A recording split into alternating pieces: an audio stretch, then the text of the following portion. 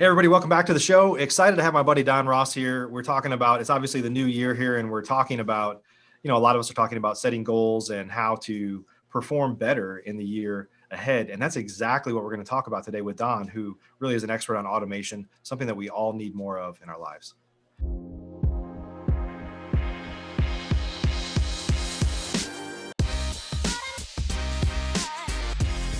Professional real estate investors know that it's not really about the real estate. In fact, real estate is just a vehicle to freedom. A group of over 100 of the nation's leading real estate investors from across the country meet several times a year at the Investor Fuel Real Estate Mastermind to share ideas on how to strengthen each other's businesses, but also to come together as friends and build more fulfilling lives for all of those around us.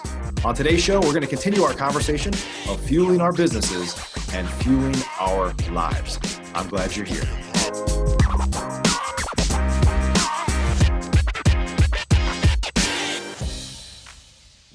Hey, Don, welcome to the show. Nice to be on the show with you, Mike. Thank you. Good to see you, buddy. Good to see you. It's been a little while here.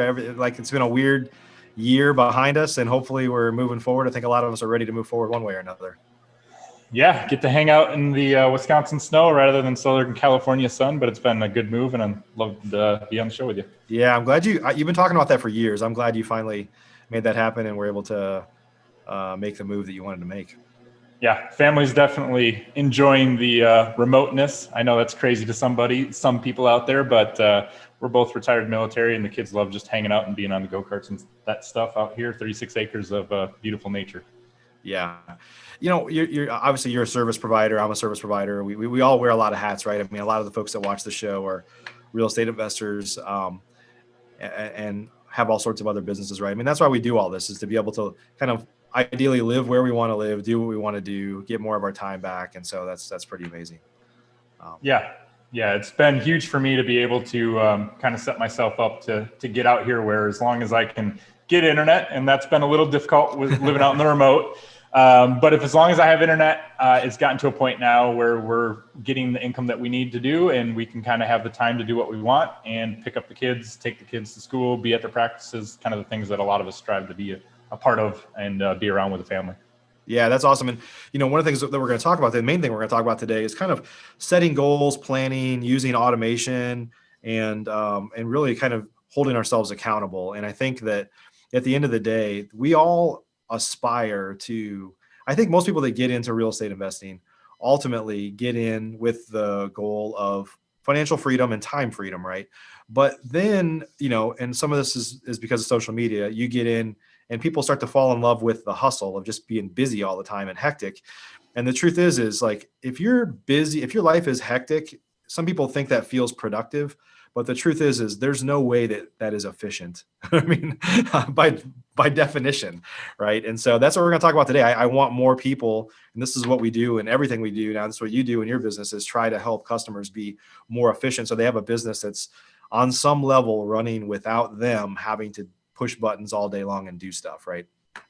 Yeah, it's, part of the military is structure and discipline, but also, unfortunately, part of that is the grind and the hustle. So I had to lose that when I got out, and it's taken me a little bit, but we're getting there. We're finally getting to that point. Yeah. There's nothing wrong. I mean, look, everybody has to grind and hustle at some point. I know you've worked really hard to get where you are. I've worked really hard, and there's no way that anybody starting out isn't going to work hard for a while. Right. But the goal is not to hustle. The goal is to hustle hard enough to get you to a point where you don't have to hustle as hard anymore. So, yeah. I mean, to be honest, one of our companies is called Easy Button REI, and it was a joke in the sense that we said everybody wants the easy button. And the reality is, up front, for the first probably year, 2, maybe 3, you're going to have to do the work and be the hustle and maybe wear a bunch of hats. And so, you've got to be willing to do the work, but at some point you've got to be able to pull back and say, hey, this is something that I don't like doing, and I can hire somebody to do it. And maybe they do 80% of it, but at least it's getting done, and I can do something that's better use of my time at that point. Yeah. So I know we're going to talk a little bit about kind of start off with talking about goal planning. And I think that, there's a lot of real estate investors, and maybe some people that are listening to this will resonate with this, where they're like, my plan is to do X deals this year. My plan is, let's just say it's 50. I'm going to do 50 deals this year. Well, the truth is saying that and then having a plan to execute that are two different things, right? And so you kind of have to back in. People that are at the top of their game are saying, okay, well, to get 50 deals, just make it up. I need 30 leads per deal. Maybe it's 20, maybe it's 10 for you if you're doing creative finance, whatever it might be. But, kind of backing into like, well, 50 per month, that's basically, let's just say 4 a month. And to get 4 deals, I need 30 leads. So I need 120 leads a month. And you kind of back into, where am I going to get those? I expect that on average, I'm going to get 50 from direct mail. I'm going to get 50 from cold calling, like whatever it might be for you. You kind of have to back into those stepping stones to help you hit your monthly and ultimately your annual goal, right? Right. Yeah. We run off of kind of the EOS traction model that a lot of people now kind of talk, and that's the buzzword now. But for us, we kind of put together just a simple spreadsheet. We don't complicate it. We don't have some big, robust, crazy software. We use a Google Sheet. We put in what we wanted to do on a yearly basis. We broke it down to quarterly, monthly, and then weekly. And we do a level 10 meeting in general. We just kind of talk over, good news. And then we jump into kind of the KPIs and say, our goal was 20. Did we get 20 or more, or did we get 15? If we did 15, hey, did something go wrong and do we need to adjust? And can we quickly adjust that? Or is it something worse off that we got to look and dig into? But if we're meeting it and exceeding it, well, great. Can we do more of it? And what does that look like? And so you never know that without kind of having a pulse on it. And with those weekly meetings, that helps kind of keep that pulse on it. I am ADD, ADHD like no other. If you let me go for a month and then tell me, let's talk about the numbers, it's way too long to then readjust and quickly make that happen. And you've probably spent a bunch of money you didn't need to had you adjusted in a week. So that's worked really well for us to have those weekly meetings and just kind of talk through the numbers and make sure that we're all on the same page. For those that are in the real estate kind of niche and buying and selling houses, I would say you've typically got things like your leads manager that'll have how many calls are they making per week, how many times are they actually talking to a seller, and how many appointments are they setting. Those types of KPIs. Yeah. Yeah, and those things are all, if you're using a CRM like Beast Mode, or honestly any CRM that's worth its salt at all, is tracking kind of base funnel KPIs. Like you said, number of leads. Did you set an appointment? Did you attend an appointment? Did you make an offer? Did you get a contract? Did you close? I mean, those are like as fundamental kind of metrics as you can get for the most part for our business. And any software that you use, any CRM is tracking that, right? Yeah, on a basic level, they should be able to track those high level KPIs. For us, it's just the button clicks. They've got a status and they're clicking it, and we track the date and time. Most CRM should be able to do that. Beast Mode does it, but I'm sure there's others out there that do it as well. And so then take that stuff and be able to put it on a sheet and weekly track it. And then you'll be able to start to see trends of you're making it, you're not making it, where do you need to adjust fire to meet those goals on a monthly, quarterly, annual basis. Yeah. I think of it like a roadmap. Like if you were to, none of us use roadmaps anymore. We use like a GPS, right? But I'm old enough to know I used to have the big like Rand McNally Atlas in the back of my car.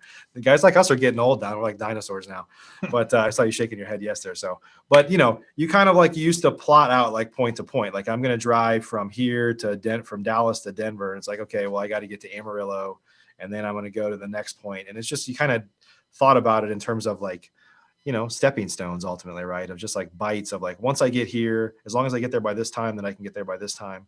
And it's ultimately just, it's the same thing in our business. Like if you're not hitting the small stepping stones, you're not going to hit the bigger goal. Those small stepping stones and tracking them are symptoms of whether you're healthy or not based on, what your goals are, right? Yeah. And for us, that's a simple on track, off track. And that's, again, US traction type talk, but you either met it or you didn't make it. And there's no in between. And sometimes our meetings can be a little bit harsh in that regard, as they say on track, off track. And I don't want to hear the story why it's off track just yet. We'll talk later. But we simply go through, and if it's green, we made the goal. If it's red, it didn't make the goal. And that's just a simple thing in our Excel. And it's basically saying the number is there or it's not. And on a quick look for me, I can be on the go. We do it in Google Sheets. As an owner, I can jump in on a Google Drive, quickly open it, and I can see where we're at and kind of know exactly the pulse for that week and if we need to make any adjustments. Yeah. Yeah. We do the same thing. We use Traction, or a loose variant of that. Everybody probably adjusts it a little bit, but we use a Google tracking sheet. Most of my team is virtual. We have a level 10 meeting and we pull it up and we just kind of go through our metrics. And so I think, you're doing the same thing we are, structurally. I tell everybody has Excel, everybody has Google Sheets. You don't have to have necessarily any fancy software. Ultimately, those numbers are coming from a lot of different systems probably. So we've just kind of found the same thing. It's like, you just got to get it in a spreadsheet. But I think, one of the challenges that a lot of people have as real estate investors, as business owners, is they're the boss. And sometimes it's easy to kind of dodge accountability, right? Yeah. I mean, when you're wearing 5, 10 hats and you're saying, I'm acquisition, I'm disposition, and I'm taking the phone calls, but I need to get the marketing out, it's easy to kind of dodge those, and say, well, I was busy and I didn't have time to do this. There's something that's got to hold you accountable. And there's obviously tools out there like Investor Machine that could do some of that stuff for you. But at the same time, if you're wearing all those hats and trying to figure out, did I get this stuff done, and hold yourself accountable. I personally use an app. It's both on iOS and Android, and it's free. And it's called Goals Wizard, and it's Goals with an S, Wizard. And that allows you to then set up your goals, and you can set milestones with dates. So think of it as you're setting maybe a quarterly, then monthly dates, and weekly milestones where you set it up, and then it tells you if you're meeting those goals or not meeting those goals. And as an owner, I go in and it has a morning routine that I go through every morning. I say what's important to me, what are my top 3 things that I want to get done for today. And then once I've gone through the day and hopefully checked off most, if not all, and hey, I'm not going to lie to you, there's some days where I don't check any of it off. I get derailed and something pops up. It happens. But at the end of the night, it's got an evening routine where it literally says, all right, how did today go? What worked? What can you do differently for the stuff that didn't work? And how can you just fire? And it asks you that on a daily basis. And then at the end of the week, it recaps and says, hey, what went well this week? What didn't go well for this week? And you have kind of that coming to Jesus. And if you're the one doing a lot of that stuff, it can be kind of a punch to the gut, but it's a good one to have. And for me personally, last year I used it for 2020 for the whole year. The year before I only used it for about half the year. But on a personal level, I do the big whiteboard with pictures and photos of what my goals are and write it out and write some little things on it. Last year, on a personal level, I wanted to buy a house in Wisconsin. Done. I wanted to give one of my cars to my dad. That's kind of a hot rod because he's not had one in 30 years. Did that. Spend more time with the family and take some vacations. Did that. On a business level, there were some goals I had with Beast Mode, and there's one that we didn't meet, but there's 2 that we did. So I tracked that throughout. And, you heard me say, I didn't make all of them, but I made 2 out of 3. It's pretty dang good. Yeah, no doubt. I mean, if you're not, that's one of the problems as real estate and really entrepreneurs is if you don't have a goal, if the goal is a moving target, like you're surely not going to hit it. Right. And if it doesn't, goals should be aspirational. Like they should be, sometimes I'm good at overcomplicating things too. So sometimes we have a goal and then we have a stretch goal, however you want to do it, just keep it simple. But I think the important thing is just to make sure that your activities line up to what the outcome you want. I mean, at the end of the day, it's just like, it's like losing weight. Like I've kind of been on a yo-yo the past couple of years, but when I did it, when I, a couple of years ago, I lost a bunch of weight, but I didn't really work out at all, but I just was eating like way better and measuring exactly what I was doing. I was using the, MyFitnessPal app, and I just tracked everything I ate. And then ultimately that kind of forces you to say, well, I'm about to like eat this thing. Like, I'm going to be over my calories today, so I'm not going to do it. Kind of forces you to start to be accountable and responsible for those things. And you start to make better choices. And at the end of the day, weight is just a matter of you're either consuming less calories or you're burning them through exercise. I mean, that's how you manage your weight, right? And it's the same thing with lead generation, for example. It's like if you need to cold call 100 people to get 1 lead, then if you're not cold calling 100 people every day, you're not getting 1 lead a day. If you need 1 lead a day to get 30 in the month to get 1 deal, and you're not doing the 100 calls, you're not going to get 1 deal a month. Like it's just literally a summation of the smaller activities. Yeah, I mean, habits and consistency is everything, right? I mean, we talk about it when we say follow-up and everything else. We say that the consistency and follow-up is what brings stuff back in through the door. And that is one thing I will say has been huge for, obviously the military and me coming out of the Marine Corps, is that those habits, those consistencies, and doing the same repetitions over and over and over. Train like you plan on fighting. And, when you go out and you plan on buying houses, you've got to continually have a process and follow that process. And when you do it, stuff will line up. Is it going to work every single time? No, it's not, but it's going to consistently work more often than not. Yeah. Yeah. When we talked about accountability there, how do you, so one time we went, this is going back a couple of years ago, we actually went through a formal kind of EOS implementation process. And I kind of gave my team at the time, like there's really two things that I did. And I'm kind of telling you what I did, because I want Don's feedback for one, and two, to have you hopefully get a little direction on this. Is one is I kind of anointed somebody on my team who's Hannah, who you know, to say basically like, look, you host the meetings every week, because if I'm responsible for planning for the meeting and preparing for what we call a level 10 meeting, which is basically a weekly check-in, is if I'm responsible for preparing for that, then I know I'm going to come unprepared every week. I'm just, that's just how I roll. And so one was like making it somebody else's responsibility to put the numbers together, to get the meeting planned out, and to kind of track time during the meeting to make sure that I'm not taking us down a bunch of rabbit holes. Like we talk about this for 5 minutes and we do this for 10 minutes, whatever it might be. And two was giving my team the authority to hold me accountable and make sure that if I come up with a bunch of harebrained ideas, which I do often, because I'm a visionary type guy that's like, oh, what if we do this? You know, to rein me back in and say, that is not our goal. That sounds like a great idea. Let's put it on the list for ideas for next time. But that is not part of our goal for this year or this quarter, right? And so, any other thoughts, Don, on how? Because I know at the end of the day, like if I say, look, guys, I'm out of town next week, we're not going to have our meeting. Like I just sabotage the whole like accountability process, because it doesn't fit my day or my agenda that week or whatever.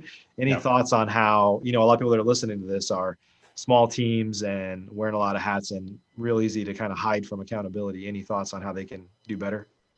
Yeah, I mean, if you have a VA or an assistant, the way that I handled it initially was simply doing a screencast. You know, you could use Loom or whatever else, but I walked through kind of the numbers that were important and where I would pull the numbers from. Did a video on it once, and then I was done. From that point forward, the assistant now grabs them on a weekly basis.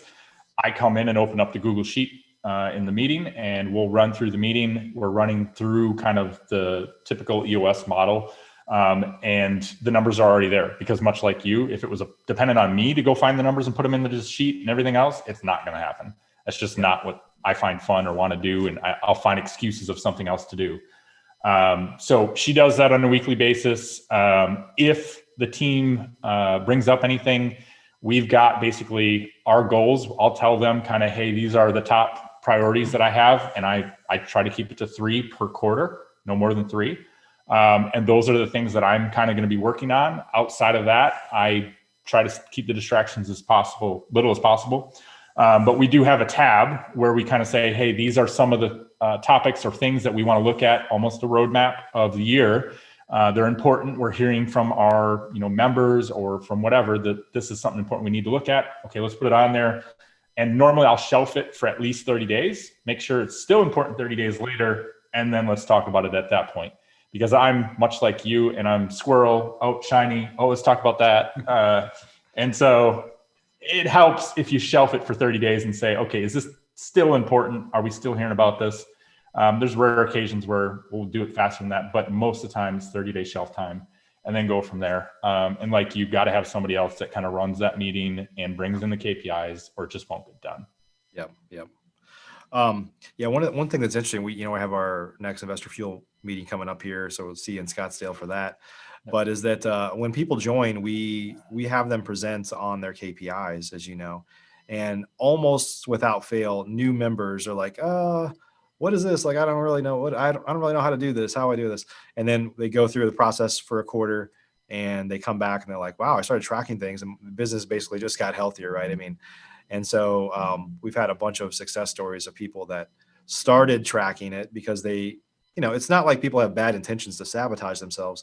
They just do it through lack of accountability. But when you start to track how you're performing, or even tracking, like, what is my kind of marketing cost per acquisition for different lead sources, and you're like, wow, why have I been spending so much effort on this? Like, it costs twice as much for me to get a deal from that, and I hate doing it, right? And so once you start to track that, your business just gets healthier. And that's what we're talking about here is kind of putting it's not, nobody wants to do this stuff, but we want the result from doing it, right? Yeah. Yeah, it's, one of the big things that we try to help them with is, we track your cycle time is what we kind of call it. If it takes either 45 days or 6 months for you to market and then have it come back through as revenue, what does that look like? If one is 45 days and one is 6 months and you like doing the 45-day thing, why don't you do more of it if you can to bring back revenue quicker? If the 6-month one is bringing in higher dollar items, maybe it's a good long-term thing, but in between, obviously you got to have something that fills those deals, but you'll never know that if you're not tracking and looking at that stuff. And is it 2X on your dollar? You spend $1, you get 2 back. Is it 10X? There was sometimes 4 or 5 years ago where we saw 10X on some of the direct mail and some of the other stuff we were doing. Can you repeat that? Can you go into another smaller market and do the same thing? And that's some of the stuff that allows you to kind of, track your number and know exactly what you can either repeat or not. And then for us, there was some marketing campaigns where once we started actually tracking it, we're like, we're losing money on this. Why are we even doing this? Exactly. And you never knew it because you didn't track the numbers. You just thought, well, we got a deal like 3 months ago from that. I'm pretty sure we're still in the green on that, but without tracking it, you'd never know it.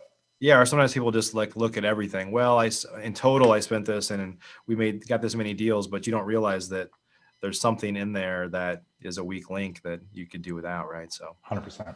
Yeah. So Don, you've been in Investor Fuel for at least a couple of years now. I can't even remember this.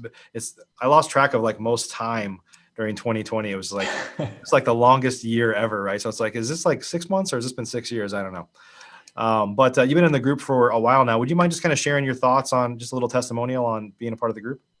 Yeah, it's a group that I'd say is a close-knit family. And I know you hear that from people often, but that's no bull crap.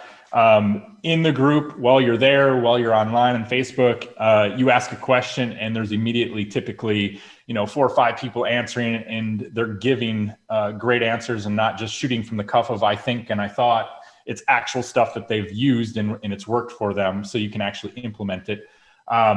The members themselves, when we're actually in person, it's great to be at the meeting, but honestly, the night dinners and things of that nature, just that networking side of it, it's been huge, not for just us, but many others where, we're able to kind of talk and meet. And I'm like, okay, you're talking about doing some sub 2, or you're talking about flipping over here.